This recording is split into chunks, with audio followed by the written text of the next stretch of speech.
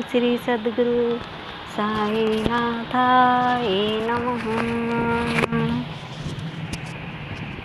आज बाबा के एक भक्त की बातें करते हैं और साईं चरित्र जी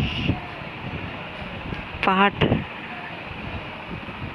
सिर्फ पढ़ना ही काफ़ी नहीं होता, उसको ध्यान रखना, उसको याद रखना और इन सब चीज़ों से का एक ही मतलब होता है कि हमें उससे मिली हुई शिक्षा को ग्रहण करना और हर समय हर जगह साईं को देखना, साईं के उपदेशों को ग्रहण करना। तो आज हम भाग को मुक्ति वाला जो एक पाठ है उसको स्मरण करते हैं। बाबा को समस्त प्राणियों से लगाव था।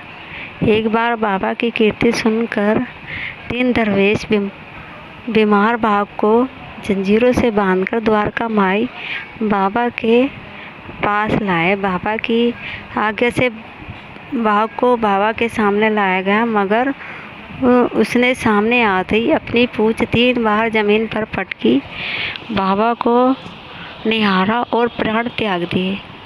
बाघ को साईं श्री चरण में मुक्ति मिल गई। बाबा ने उसे सद्गति दिला दी थी। बाबा बकरी, शेर, घोड़े आदि जानवरों से भी प्रेम करते थे। बाघ को द्वारका माई के सामने देख वहाँ मौजूद लोग भैंस से थोड़ा विचलित हो गए थे, मगर बाबा शांत मुद्रा में सब कुछ निहारते रहे।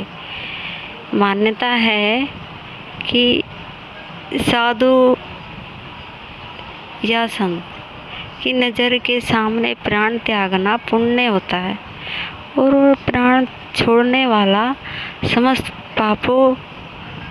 पाप कर्मों से मुक्त हो जाता है। बाबा तो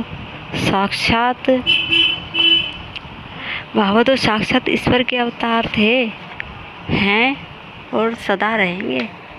बाबा तो ईश्वर ही हैं, जिनके सामने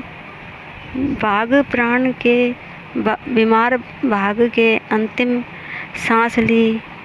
साक्षात ईश्वर के सामने अंतिम क्षणों में बाबा के दर्शन कर जीवन मरण के जाल से मुक्त हो गया। बाबा ने समय दरवेश को आज्ञा दी, बाघ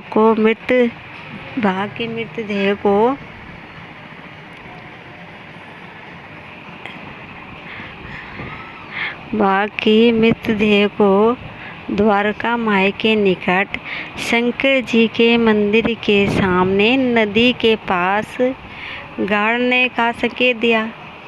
बाबा श्री के आदेश के अनुसार ऐसा ही किया गया। शिरडी के पावन समाधि मंदिर परिसर में बाबा के समय से पूर्व स्थित शिव मंदिर के सामने भाग्यशाली बाघ को समाधि दी गई और वह समाधि आज भी वहाँ मौजूद है।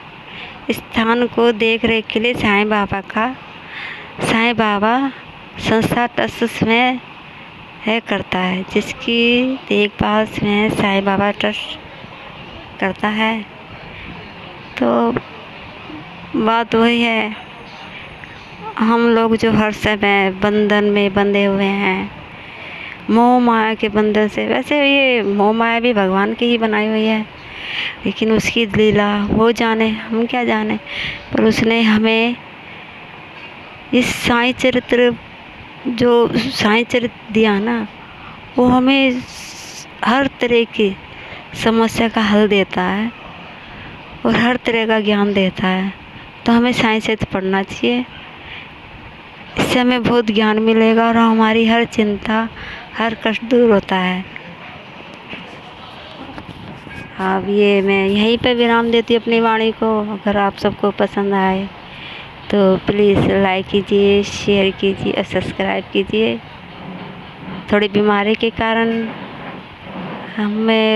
हमारी आवाज़ रुक के आती है, उसके लिए हम क्षमा प्रार्थी हैं।